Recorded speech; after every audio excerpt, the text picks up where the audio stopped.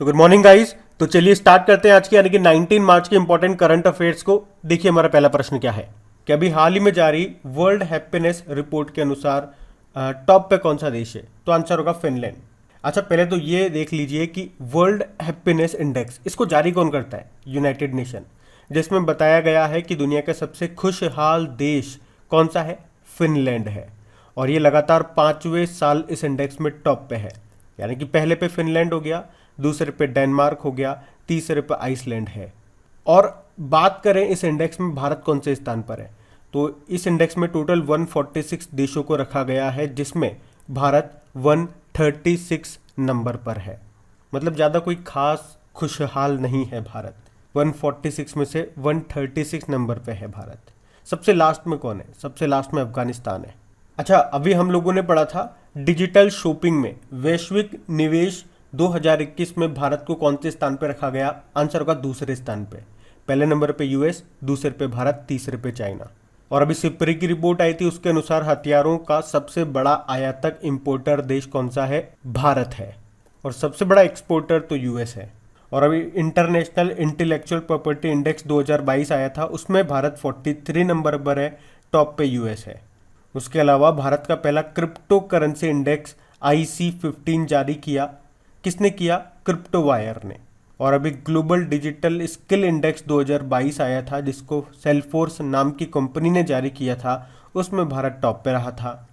और अभी economist intelligence unit ने जो लोकतंत्र सूचकांक डेमोक्रेसी इंडेक्स जारी किया था, उसमें भारत 46 नंबर पे था, टॉप पे उसमें नॉर्वे था। उसी तरह से अभी भ्रष्टाचार सूचकांक आया था, करप्शन परसेप्शन इंडेक्स 2021, जिसको ट्रांसपेरेंसी इंटरनेशनल ने जारी किया, उसमें भारत 85 नंबर पे था। और अभी टॉम टॉम का 2021 का ट्रैफिक इंडेक्स आया था, उसमें बताया था कि कौन सा शहर सबसे ज़्यादा भीड़ भाड़ वाला है। तो भारत में बात करेंगे, सबसे भीड़ भाड़ वाला शहर बताया था मुंबई को, जो कि विश्व में 5वें नंबर पर है। और विश्व में सबसे भीड़ भाड़ वाला शहर बताया था टर्की के इस्तांबुल को। अच्छा, वैश्विक भुखमरी सूचकांक में भारत कौन से स्थान पे बताया गया? 101वें नंबर पे। वर्ल्ड प्रेस फ्रीडम इंडेक्स आया था, जिसको रिपोर्टर्स विदाउट बॉर्डर जारी करता है, उसमें भारत 142 नंबर पे था, टॉप पे नॉर्वे था। और मानव विकास सूचकांक, इसमें भारत 131 नंबर पे रहा था, टॉप पे नॉर्वे था। इसको जारी किसने किया था? यूनाइटेड नेशन डेवलपमेंट प्रोग्राम ने। तो ये सारे इंडेक्स आपके न्यूज़ में थे, इनको ध्यान रखना। बढ़ते आगे। फिर बताइए, मार्च 2022 में यूके के प्रतिष्ठित योटो कार्नेगी मेडल के लिए किस भारतीय मूल के लेखक को चुना गया? तो आंसर होगा मंजीत मान को। तो भारतीय मूल की लेखिका है मंजीत मान, जिनको उनके बच्चों की किताब द क्रॉसिंग के लिए ब्रिटेन के प्रतिष्ठित योटो कार्नेगी मेडल के लिए चुना गया है। और मैं आपको बता दूं कि उन्हें उनके पहले बच्चे के उपन्यास रन रिबेल के लिए भी इस पुरस्कार के लिए चुना गया था। और अब द क्रॉसिंग ये उनका दूसरा उपन्यास है। और अभी हाल ही में 2022 का कोस्टा चिल्ड्रन बुक अवार्ड भी उन्होंने जीता था। क्या नाम है? मंजीत मान। और मान से आपको याद आएगा, हमारे अभी पंजाब के नए मुख्यमंत्री बन गए हैं, उनका नाम है भगवंत मान, और ये है मंजीत मान। बाकी दीपक धर ये पहले भारतीय हैं जिन्हें बोल्ट्समैन अवार्ड के लिए चुना गया था। नारायण प्रधान, कल ही पढ़ा था, 31वें GD बिरला अवार्ड मिला इनको फॉर साइंटिफिक रिसर्च के लिए। और Satish Adiga ICMR Indian Council of Medical Research ने national award doctor Subhash Mukherjee award के लिए इनको चुना था। सतीश अडिगा इनका नाम है, याद रखना। ये सब पढ़ते आगे। चलिए बताइए, आपको उस मालवाहक जहाज का नाम बताना है जो ब्रह्मपुत्र नदी पर चलने वाला अब तक का सबसे लंबा जहाज बन गया है। तो आंसर होगा MV राम प्रसाद बिस्मिल। तो MV राम प्रसाद बिस्मिल ये गंगा से ब्रह्मपुत्र तक जाने वाला अब तक का सबसे लंबा जहाज बन गया है। ये 90 मीटर लंबा है। और अभी इसने कोलकाता में जो हल्दिया है, वहाँ पे जो श्यामा प्रसाद मुखर्जी बंदरगाह है, वहाँ से गुवाहाटी में पांडु बंदरगाह तक भारी माल ढुलाई के पायलट रन को अभी पूरा कर लिया है। क्या नाम है? MV राम प्रसाद बिस्मिल।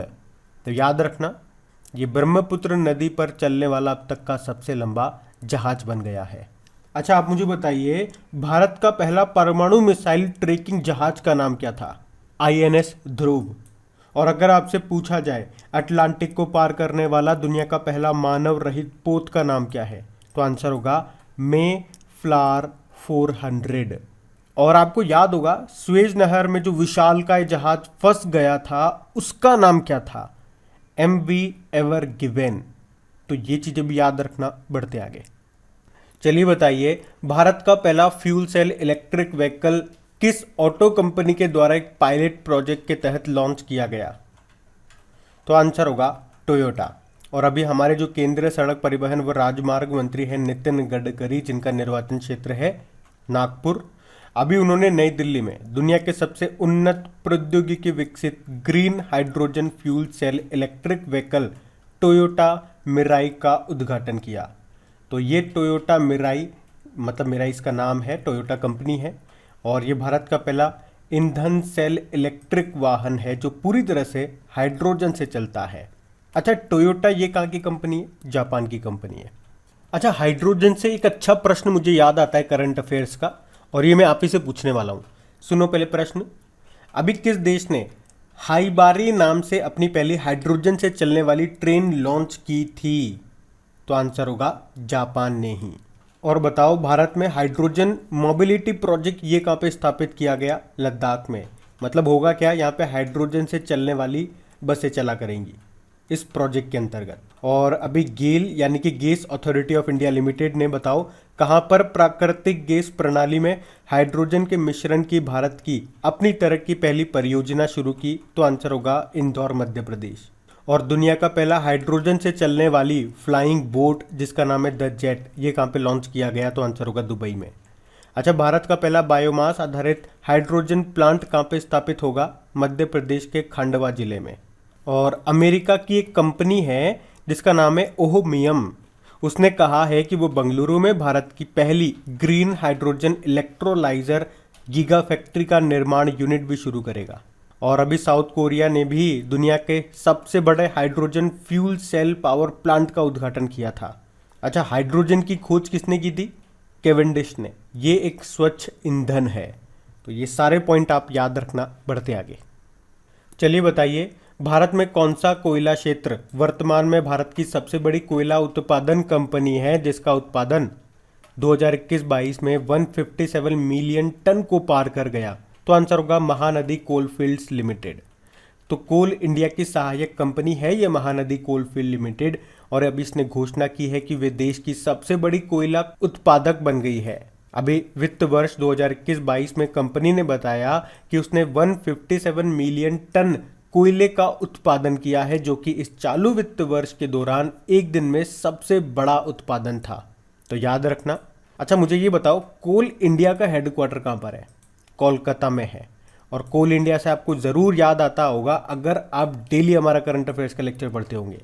अगर आपसे पूछा जाए कि इंडिया की most trusted public sector company का अवार्ड अभी किसने जीता था, तो वो यही है कोल इंडिया। अब एक प्रश्न का उत्तर आपको देना पड़ेगा, कोल कैपिटल ऑफ इंडिया किसे कहा जाता है? ये बताओ आप, हम बढ़ते आगे। फिर बताइए, अभी मार्च 2022 में जारी ब्लूमबर्ग की एक रिपोर्ट के अनुसार बाजार पूंजीकरण यानी कि मार्केट कैपिटलाइजेशन के मामले में भारत के इक्विटी बाजार के रैंक क्या है? इक्विटी बाजार यानी कि शेयर मार्केट की बात कर रहा है ये। तो आंसर होगा 5वां।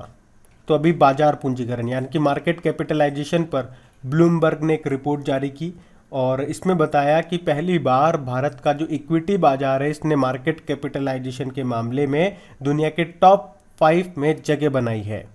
तो $3.21 ट्रिलियन के टोटल मार्केट कैपिटलाइजेशन के साथ भारत 5वें स्थान पर है। पहले स्थान पर यूएस है, दूसरे पे चाइना है, तीसरे पे जापान है, चौथे पे हांगकांग, और अब 5वें पे आ गया भारत। तो याद रखना ये, बढ़ते आगे। चलिए बताइए, कौन सा देश सूचीबद्ध कंपनियों के बोर्ड में महिलाओं के मामले में दक्षिण एशिया में टॉप पर है? तो आंसर होगा बांग्लादेश। तो इंटरनेशनल फाइनेंस कॉरपोरेशन और ढाका स्टॉक एक्सचेंज ने एक सर्वे किया, एक अध्ययन किया, और उसमें बताया कि लिस्टेड कंपनियों के बोर्ड में महिलाओं के मामले में बांग्लादेश दक्षिण एशिया में सबसे ऊपर है। तो नवीनतम आंकड़ों के अनुसार या नया जो डेटा आया उसके अनुसार कोविड-19 के प्रभाव के बावजूद सूचीबद्ध कंपनियों में स्वतंत्र निदेशक होने वाली महिलाओं के प्रतिशत में 2020 में 5% से 6% की वृद्धि हुई है। जिसने महिलाओं को असमान रूप से प्रभावित किया है। अब बात यहाँ पे बांग्लादेश की है, तो ये रहा मैप में बांग्लादेश। देखो बांग्लादेश की कैपिटल ढाका हो गई और यहीं पे आपको बिम्स्टेक का हेडक्वार्टर भी मिलेगा। प्रधानमंत्री शेख हसीना है और यहाँ के प्रेसिडेंट है अब्दुल हामिद। अच्छा, अभी जनवरी में हमने पढ़ा था कि 20वें ढाका इंटरनेशनल फिल्म फेस्टिवल में एशियन फिल्म कंपटीशन सेक्शन में किस भारतीय फिल्म ने बेस्ट फिल्म का अवार्ड जीता था? तो आंसर होगा कुझांगल, जिसके डायरेक्टर हैं PS विनोद। उसके अलावा अभी ब्रिक्स डेवलपमेंट बैंक में 4 नए देश शामिल हुए थे, उसमें बांग्लादेश भी एक है। और सबसे नवीनतम देश उसमें पूछोगे तो आंसर होगा मिस्र यानी कि इजिप्ट। अच्छा, भारत और बांग्लादेश ये आपस में किस दिवस को मैत्री दिवस के रूप में मना रहे हैं? तो आंसर होगा 6 दिसंबर को। और अभी यहाँ के जो प्रधानमंत्री हैं शेख हसीना, उन्होंने sustainable development goal progress award भी जीता था। और हम इसके साथ कौन कौन सी एक्सरसाइज करते हैं? संप्रीति एक्सरसाइज करते हैं, मेनामती मैत्री अभ्यास करते हैं, और हमने अभी पोंगो सागर नौसैनिक अभ्यास भी किया था बांग्लादेश के साथ में। तो ये सब ध्यान रखना आप पढ़ते आगे। अच्छा, अब आपको बताना है भारत का पहला artificial intelligence and robotics technology park ये कहाँ पे लॉन्च किया गया? तो आंसर होगा बेंगलुरु में। तो देश का पहला आर्टिफिशियल इंटेलिजेंस और रोबोटिक टेक्नोलॉजी पार्क ये बेंगलुरु कर्नाटक में अभी लॉन्च किया गया है। ये IISc बेंगलुरु के द्वारा स्थापित एक गैर लाभकारी फाउंडेशन है। उद्देश्य क्या है इसका? आर्टिफिशियल इंटेलिजेंस और रोबोटिक्स इनोवेशन इकोसिस्टम बनाने पर ध्यान केंद्रित करना। आपको याद होगा भारत का पहला डिजिटल वाटर बैंक एक्वेरियम ये कहाँ पे लॉन्च किया गया था? बेंगलुरु में ही। भारत का पहला movable fresh water tunnel aquarium ये कहाँ पे इंस्टॉल किया गया था? ये भी बेंगलुरु स्टेशन पे। और भारत का पहला जियोलॉजिकल पार्क कहाँ पे खुला गया? तो आंसर होगा मध्य प्रदेश के जबलपुर में। और बताओ भारत का पहला जेंडर पार्क कहाँ पे खुला था? तो आंसर होगा केरल में। भारत का पहला मेडिकल डिवाइस पार्क कहाँ पर खुला? केरल में। और भारत का पहला पॉलिनेटर पार्क उत्तराखंड में। देश का पहला मॉस गार्डन कहाँ पे खोला गया? उत्तराखंड के नैनीताल जिले में। भारत का पहला लाइकेन पार्क कहाँ पे खुला? उत्तराखंड के पिथौरागढ़ के मुनस्यारी में। और भारत का पहला क्रिप्टोगेमिक गार्डन का उद्घाटन किया गया था उत्तराखंड के देहरादून में। चलिए आप लोग बताइए, देश का पहला टायर पार्क और फायर पार्क ये कहाँ पे स्थापित किया गया? हम बढ़ते आगे। अब आपको बताना है साहित्य अकादमी ने एक कविता जिसका नाम है मानसून इसको प्रकाशित किया है। इस कविता के लेखक कौन है? तो आंसर होगा अभय के। तो साहित्य अकादमी भारत की राष्ट्रीय पत्र अकादमी है। इसने भारतीय कवि अभय के द्वारा लिखित कविता जो है मानसून उसको अभी प्रकाशित किया। अच्छा, साहित्य अकादमी की स्थापना कब हुई थी? 12 मार्च 1954 को। इसका लोगो खुद सत्यजीत रे ने डिजाइन किया था और पंडित जवाहरलाल नेहरू इसके पहले अध्यक्ष थे। और अकादमी के द्वारा प्रकाशित पहली पुस्तक 1956 में DD कोशाम्बी की भगवान बुद्ध थी। ये मराठी से हिंदी में अनुवाद था। बाकी Amitabh Kumar the blue book नाम की पुस्तक लिखी इन्होंने। मिथिलेश तिवारी उड़ान एक मजदूर बच्चे की नाम से बुक लिखी। और Jimmy Soni the story of PayPal नाम की पुस्तक लिखी इन्होंने। अच्छा, साहित्य अकादमी की बात हुई है तो आप जानते हो 2 प्रश्न मैं आपसे पूछूंगा। उससे पहले तो आप मुझे ये बता जाओ कि साहित्य अकादमी पुरस्कार ये कितनी भाषाओं में दिया जाता है? तो मैंने आपको बताया था 24 भाषाओं में। 22 तो आपके संविधान की 8वीं अनुसूची वाली हो गई, उसके अलावा एक अंग्रेजी हो गई और एक राजस्थानी हो गई। और अभी हिंदी का साहित्य अकादमी पुरस्कार मिला है दया प्रकाश सिन्हा को उनके नाटक सम्राट अशोक के लिए। अंग्रेजी का मिला नमिता गोखले को उनके novel thing to leave behind के लिए। लेकिन मान लो अगर एग्जामिनर आपसे पूछ ले कि बताओ ज्ञानपीठ पुरस्कार ये कितनी भाषाओं में दिया जाता है, तो ये 23 भाषाओं में कर देना, 22 प्लस अंग्रेजी। और अभी 56वां और 57वां ये किसको मिला था? 56वां मिला था नीलमणि फूकन को जो कि असमिया कवि है। और 57 यानी कि 57 नंबर का मिला था कोंकणी उपन्यासकार हैं दामोदर मावजो, उनको मिला था। तो ये भी इंपॉर्टेंट पॉइंट है, इनको भी ध्यान रखना। बढ़ते आगे। चलिए बताइए, अभी हाल ही में किन कालीनों को QR कोड आधारित GI टैग दिया गया? तो आंसर होगा कश्मीरी कालीन। तो अभी कश्मीरी हस्त निर्मित यानी कि हाथ से बने हुए कालीनों को QR कोड आधारित GI टैग मिला है। मतलब अब QR कोड को स्कैन करके ग्राहक अब आसानी से कालीन के बारे में पूरी जानकारी ले पाएंगे। इससे क्या होगा, इससे कालीन के नकली उत्पादन को ख़त्म किया जा सकता है। और इन कालीनों को काफ़ी सारे देशों में एक्सपोर्ट भी किया जा रहा है। अभी 2020-21 में 115 करोड़ रुपए के कालीन जर्मनी को निर्यात भी किए गए। ये हैं कश्मीरी कालीन, जिनको मिला क्यूआर कोड आधारित जीआई टैग। ये याद रखना लाइन। कुछ जीआई टैग्स के बारे में आपको बताऊं जो भी न्यूज़ में थे, जैसे कि आपने पढ़ा होगा हिमाचल प्रदेश की चंबा चप्पल और लाहौल के बने हुए मोजे और दस्तानों को जीआई टैग मिला था।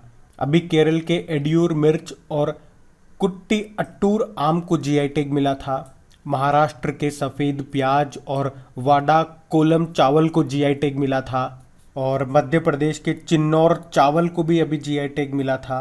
उसी तरह से असम के जुडिमा राइस वाइन को जीआई टैग मिला था। ये पूर्वोत्तर की पहली शराब है जिसे जीआई टैग मिला। इसे जुडिमा चावल से बनाया जाता है। कौन बनाता है? दिमासा समुदाय के द्वारा इसको बनाया जाता है। उसी तरह से राजस्थान के सोजत मेहंदी को जीआई टैग मिला। नागालैंड की मीठी ककड़ी को जीआई टैग मिला था, क्यूकम्बर को। और पश्चिम बंगाल के सरभजा और सरपुरिया मिठाई को भी जीआई टैग मिला था। उससे पहले बात करोगे तो जम्मू कश्मीर के गुच्छी मशरूम को जीआई टैग मिला था। उससे पहले कश्मीरी केसर को भी मिल चुका है। और पहला जीआई टैग ये 2004 में मिला था दार्जिलिंग टी को। याद रखना ये सब बढ़ते आगे। अब बताइए एयरपोर्ट काउंसिल इंटरनेशनल के द्वारा कितने हवाई अड्डों को आकार और क्षेत्र के द्वारा सर्वश्रेष्ठ हवाई अड्डे के रूप में सम्मानित किया गया? तो आंसर होगा 6 को। तो एयरपोर्ट काउंसिल इंटरनेशनल ने साल 2021 के एयरपोर्ट सर्विस क्वालिटी सर्वेक्षण में भारत के 6 हवाई अड्डों को आकार और क्षेत्र के अनुसार सर्वश्रेष्ठ हवाई अड्डे में, यानी कि best airports by size and region की लिस्ट में 6 भारतीय हवाई अड्डों को इसमें शामिल किया है। अब वो 6 हवाई अड्डे कौन कौन से हैं? एक तो चंडीगढ़ एयरपोर्ट हो गया, एक कोचिंग इंटरनेशनल एयरपोर्ट हो गया। ये कोचीन इंटरनेशनल एयरपोर्ट कहाँ का है? केरल का। सरदार वल्लभ भाई पटेल इंटरनेशनल एयरपोर्ट हो गया, ये आपको मिलेगा अहमदाबाद गुजरात में। एक राजीव गांधी इंटरनेशनल एयरपोर्ट हो गया जो कि है हैदराबाद तेलंगाना में। एक है छत्रपति शिवाजी महाराज इंटरनेशनल एयरपोर्ट मुंबई में आपको मिलेगा। और इंदिरा गांधी इंटरनेशनल एयरपोर्ट आपको मिलेगा दिल्ली में। अच्छा, एयरपोर्ट की बात है तो कुछ अपॉइंटमेंट मैं आपसे पूछूंगा करंट अफेयर से रिलेटेड। तो पहला प्रश्न बड़ा सिंपल प्रश्न है, एयर इंडिया के चेयरमैन कौन बन गए? तो एन चंद्रशेखरन बन गए। अब बताओ अभी जेट एयरवेज के सीईओ कौन बने थे? संजीव कपूर बने थे। ब्रह्मोस एरोस्पेस के एमडी सीईओ कौन बने? अतुल दिनकर राणे। इंडिगो एयरलाइन के मैनेजिंग डायरेक्टर कौन बने? राहुल भाटिया। और विस्तारा एयरलाइन के सीईओ कौन बने? विनोद कन्नन। ये सारे करंट अफेयर्स के क्वेश्चन है, कोई भी पुराना क्वेश्चन नहीं है, तो ये सब याद रखना। बढ़ते आगे। अच्छा बताइए अभी हाल ही में किस यूनियन टेरिटरी के उपराज्यपाल ने छात्रों के लिए अपनी तरह का पहला डिजिटल स्कूल स्वास्थ्य मंच लॉन्च किया? तो आंसर होगा पुडुचेरी। अच्छा, वर्तमान में आप तो ये बताओ पुडुचेरी की लेफ्टिनेंट गवर्नर कौन है या किनके पास इसका अतिरिक्त प्रभार एडिशनल चार्ज है? तो आंसर होगा तमिलिसाई सौंदरराजन। अब एक तो आपको ये बताना है तमिलिसाई सौंदरराजन ये किस राज्य के राज्यपाल है, गवर्नर है। और अभी इन्होंने पुडुचेरी के छात्रों के लिए अपनी तरह का पहला digital school health platform launch किया है। मतलब इसमें होगा क्या, कक्षा पहली से लेके 12वीं तक के जितने भी स्टूडेंट्स हैं उनके स्वास्थ्य रिकॉर्ड का डिजिटलीकरण, डिजिटलाइजेशन किया जाएगा, ताकि फिर कोई भी डॉक्टर हो गए या पेरेंट्स हो गए केवल एक क्लिक पे उस बच्चे का जितना भी हेल्थ रिकॉर्ड है वो सारा देख सकेंगे एक बार में। अब बात पुडुचेरी की है तो ये रहा मैप में पुडुचेरी। देखो पुडुचेरी के अंदर 4 जिले आते हैं। एक तो पुडुचेरी सिटी हो गया, एक कराईकल हो गया जो कि तमिलनाडु में आएगा, एक माहे जिला हो गया जो कि केरल में आपको मिलेगा, और एक यनम जिला हो गया जो आंध्र प्रदेश में है। और ये जो माहे जिला है ये बड़ा इंपॉर्टेंट है क्योंकि क्षेत्रफल एरिया की दृष्टि से भारत का सबसे छोटा जिला यही है। और यहाँ के मुख्यमंत्री हैं एन रंगासामी। उसके अलावा याद रखना विंडो ऑफ फ्रेंच कल्चर किसे कहा जाता है? तो पुडुचेरी को ही कहा जाता है। और हमने पढ़ा था पुडुचेरी जो है ये हर ग्रामीण घर में एक नल कनेक्शन देने वाला चौथा राज्य बना था। तो अब बात करेंगे कल के वीडियो में पूछे गए प्रश्न के उत्तर की। तो कल के वीडियो में आपसे पूछा था पंजाब के नए मुख्यमंत्री कौन बन गए, तो आपने कहा था भगवंत मान बन गए। आप सभी ने प्रश्न का सही उत्तर दिया। और गाइज अगर सेशन अच्छा लगा है तो प्लीज़ इसे लाइक ज़रूर कीजिएगा और अपने दोस्तों के साथ में शेयर ज़रूर करना। जो भी आपका स्टडी ग्रुप हो गया, जो भी फ्रेंड सर्कल हो गया, तो उनके साथ एक बार लिंक को शेयर ज़रूर करा करें। और आपको पता है हमारी टॉपिक वाइज करंट अफेयर्स की सीरीज चल रही है, तो आज आपको जो नया वीडियो मिलेगा वो स्पोर्ट्स के ऊपर होगा। यानी कि फरवरी मंथ में जितने भी आपने स्पोर्ट्स से रिलेटेड क्वेश्चन पढ़े हैं वो सारे आपको एक ही वीडियो में मिलने वाले हैं। और फरवरी का ये चौथा टॉपिक वाइज वाला वीडियो होगा। डेज वाला पढ़ लिया हमने, अपॉइंटमेंट्स पढ़ लिए, रैंकिंग एंड इंडेक्सेस पढ़ लिया, जो भी पहली बार हुआ विश्व और भारत में वो चीज़ें पढ़ ली। अब ये स्पोर्ट्स पे आ रहा है। और इसी तरह से जनवरी के जितने भी टॉपिक वाइज आपके करंट अफेयर्स के वीडियोस बने थे उसी तरह से फरवरी के भी बनेंगे। अगर आपने जनवरी भी नहीं देखा अभी तो वो भी देख लीजिएगा, फरवरी का भी साथ के साथ देखते जाइए। और इनके क्विज भी लगाइएगा आपकी क्रिक एग्जाम एप्लीकेशन में, ताकि आपके अच्छे से प्रैक्टिस भी होती रहे। और हाँ, वीडियोस को अगर आप चाहते हो ये कंटिन्यू बने रहे इसी तरह से हर मंथ के लिए, तो प्लीज़ इन्हें सपोर्ट भी कीजिए, अपने दोस्तों के साथ में शेयर कीजिए और लाइक करना मत भूलिएगा। और इसी प्रकार इन सभी क्वेश्चंस का क्विज भी आपको मिल जाएगा आपकी क्रेक एग्जाम एप्लीकेशन पे, पीडीएफ भी आपको वहीं पे मिल जाएगा। क्रेक एग्जाम एप्लीकेशन का लिंक आपको मिलेगा नीचे डिस्क्रिप्शन बॉक्स में। अब ये रहा आज का आपका होमवर्क प्रश्न।